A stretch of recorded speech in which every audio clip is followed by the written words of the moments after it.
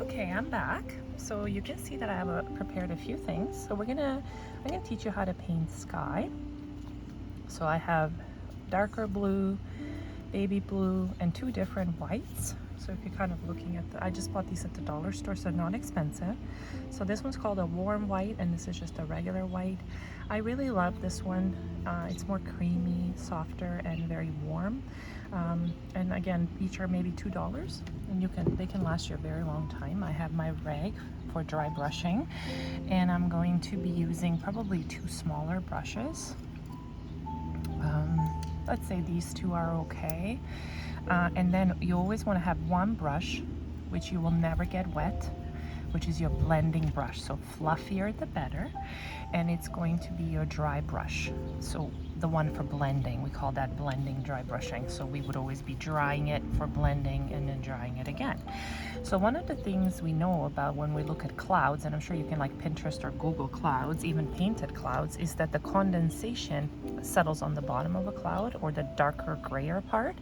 So I'm gonna kind of try to do that just to show you. So when we're painting the clouds, I will just start with like a basic shape of a cloud.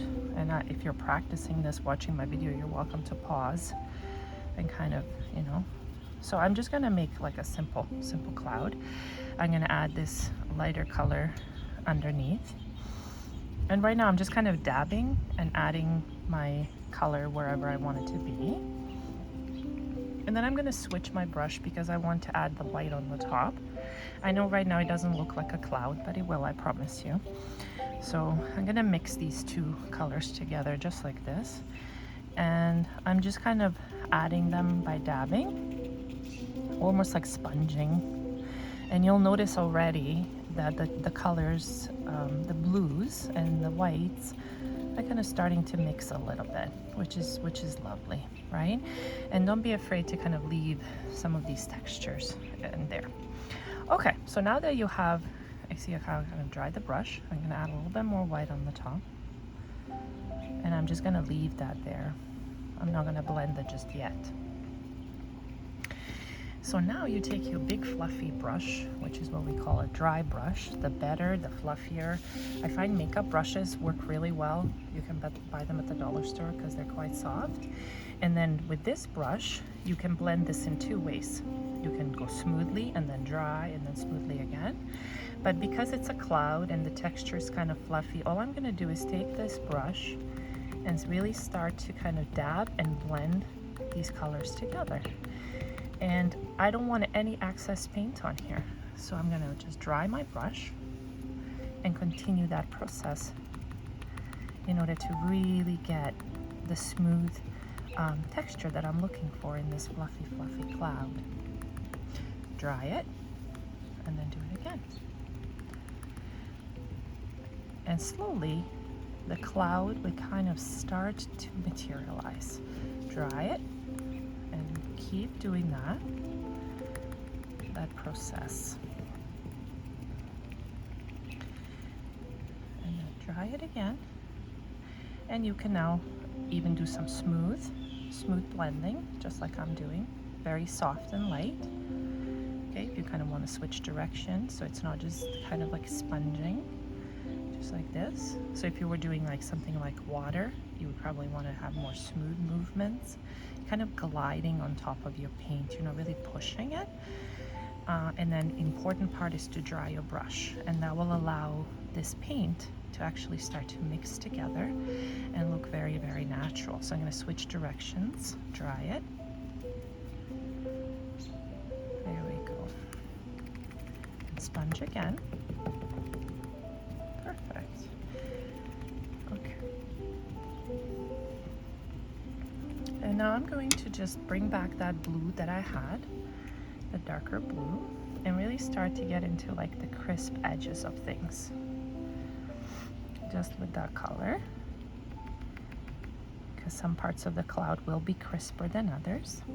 I actually really love painting clouds. I think they're very beautiful and natural. Just like that. And then you'll probably have little peaks at the top that are going to be darker too. So I'm just going to bring some of those back Okay, now I'm going to take my dry brush, make sure it's perfectly dry, there's no paint on it. You never dip it in water. If you ended up dipping it in water, you're going to have to start again. Hair dry it if you have a hair dryer, or get a new other fluffy brush, and then you can continue to blend and really kind of join the colors that are there. Now, one of the things that is a challenge of acrylic paint, because it's plastic, is that it dries extremely quickly. You can get extenders, which basically extend the longevity of the drying time. The company that sells them is called Golden. Staples has them, Amazon has them.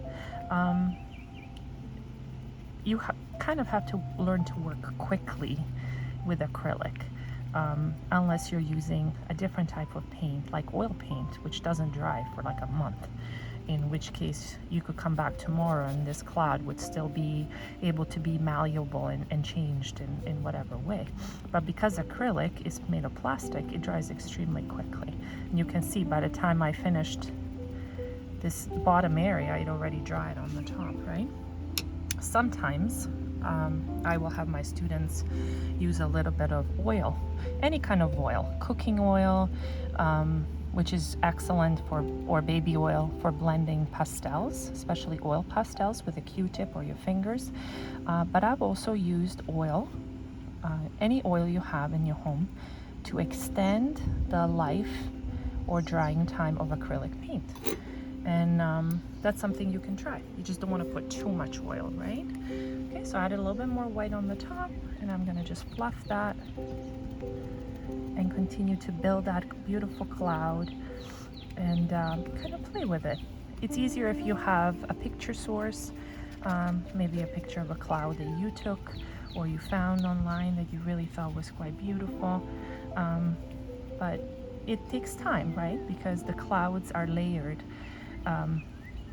And there's many different values. So for example, I may even make a little bit of gray that would be sitting on the bottom of this cloud, and then dry your brush, always dry your brush, and continue to work on this cloud that you made. So that's kind of how you do it.